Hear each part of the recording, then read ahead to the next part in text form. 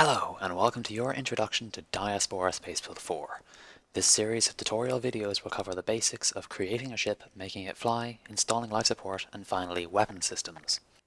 The first step to building any ship is to find the props for it. The Spacebuild Enhancement Pack, SBEP, comes with everything you need for a huge number of ships, and you should already have it installed.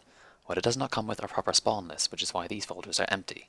You can get by without them, but there is a fix you can download from our forums linked in the description below to make things easier. For today's tutorial, however, we will be using the browse menu instead, as it has its own advantages over spawn lists anyway.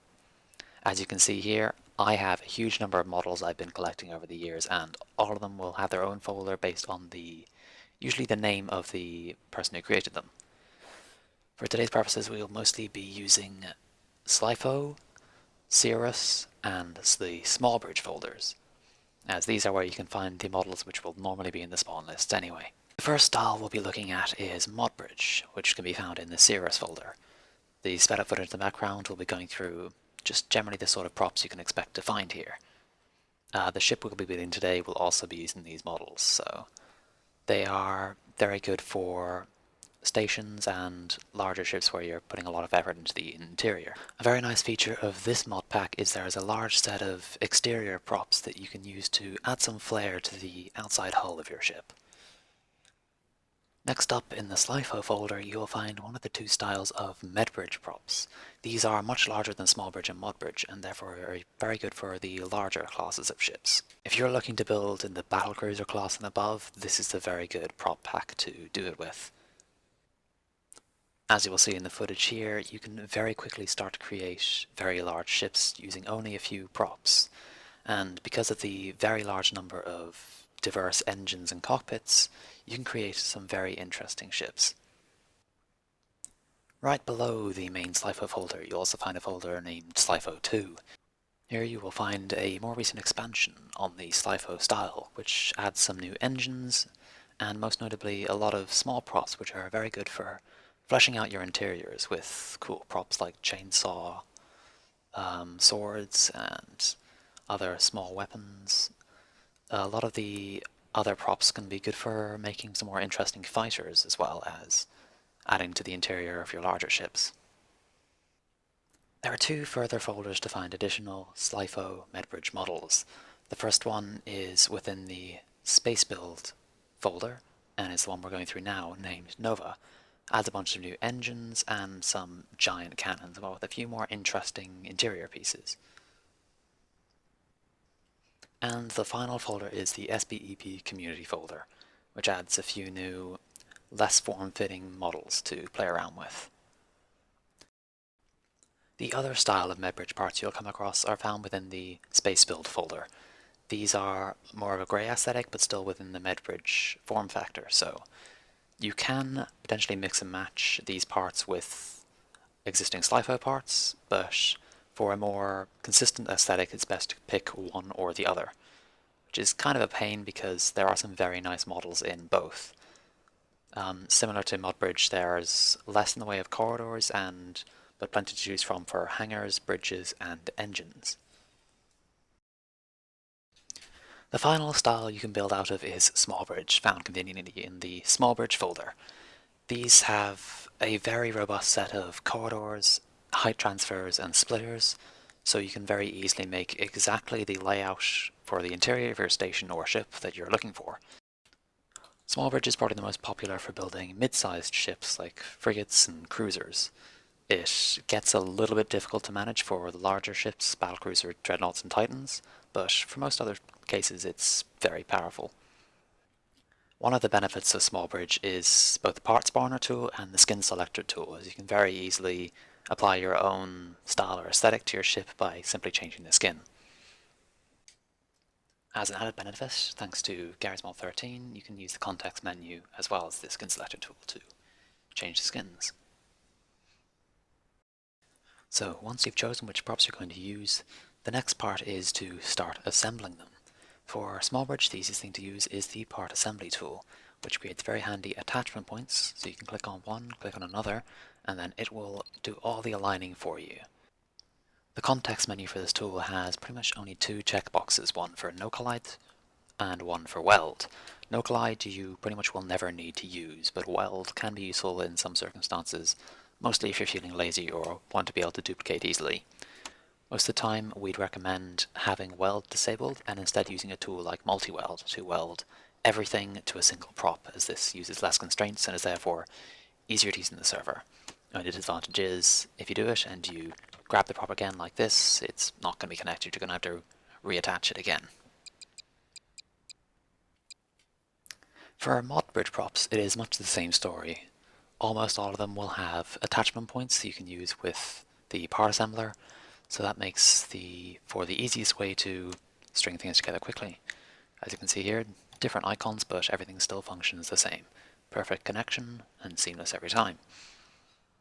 As you can see here, all these props just easily attach to each other, but when you want to do something more interesting, like this layout I have here, it's not going to work because that's a red attachment point and a blue attachment point. So what we can do instead is use a tool like Precision. This is a far more advanced tool with a lot more options and can be used to apply pretty much every constraint in Garry's Mod. What you want to do is set up the advanced and experimental options, as shown there, and then have these other options, as seen here. This is in the apply mode, which I will show you a use for in a moment. An issue you're very likely to come across, which can be easily remedied with this tool, is when you spawn a vehicle and it's stuck half in the ground. You can't pull out with a fizz gun, so instead you can use this tool to make it only collide with player. Then it applies the settings, and you can drag it right out, because it will no longer collide with world or any other props. Danger here is if you drop it, it will go straight through the floor and fall outside the map and be deleted. Benefit of this is you can still stand on it, so it's very handy for building ships. It can be quickly undone by unchecking the only collide with player blocks and clicking it again. Bear in mind the option at the bottom for in the entire contraption will mean if there's anything welded to it, the effects will be applied to that as well. So you can very quickly make your entire ship only collide with you. Okay, now moving on to actually using it to put parts together. For here you can either use the move function or weld. Just move this out of the way. So, mentioned every constraint can be used. There's rotation, there's move, there's weld, everything you could ever want. For now we're just going to use move. Weld works similar to easy weld except with the added precision. Got a bunch of options for insets, rotation, and of course the entire contraption mode, which doesn't actually work in this case. So what you want to do is use Smart Snap, hold E and click, and then just line up corner to corner. It's very easy to do with the SmallBridge props because of how rigidly square all their designs are. The same can be done with this part. We just need to pick the right corner. So from there to here, hold E, click, line it up, hold E, click. Easy done. Very nicely aligned. You can use the inset in the context menu to get a bit closer, but for the most part, this is all very good.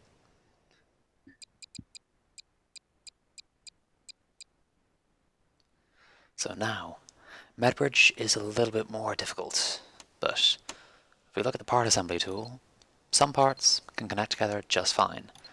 Other parts can have a few issues. So to connect this on the way we do it, we're going to have to use something else, obviously. Let's try the other parts.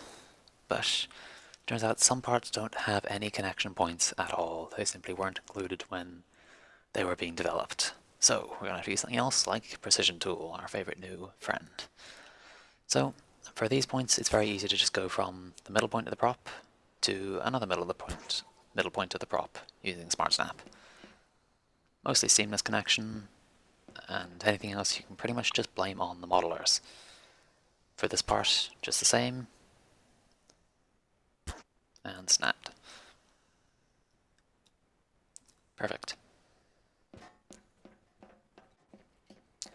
Now, for our next part, we're going to run into some difficulties. Because of its much more irregular shape, we're going to have some trouble finding places to snap onto. This looks like it could be alright, but it's not in the middle, so when we try to snap it to this midpoint, it's out of line. So we're going to have to do something else. This is where precision alignment can come in handy, but for simple purposes we can simply pick a corner, click it, and then use the ghost that the tool provides to line it up with the other corner. Click again. Don't have to use Smart Snap at all, just eyeball it. If you're getting close enough, you can get very accurate results.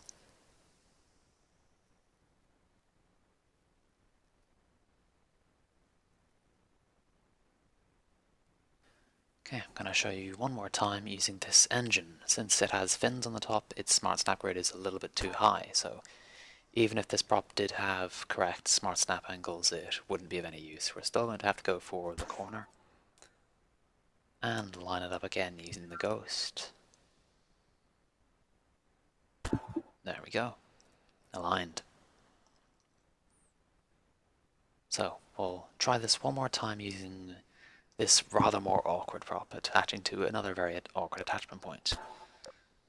Another advantage of using precision here is it will rotate the prop so it perfectly matches the other prop's rotation, at the snap point at least. So there we go. So that about covers it for this tutorial. In the next video I will show you me actually building a ship and running through how to install Spacebuild 4's life support, propulsion systems, maybe even a few weapons. See you then.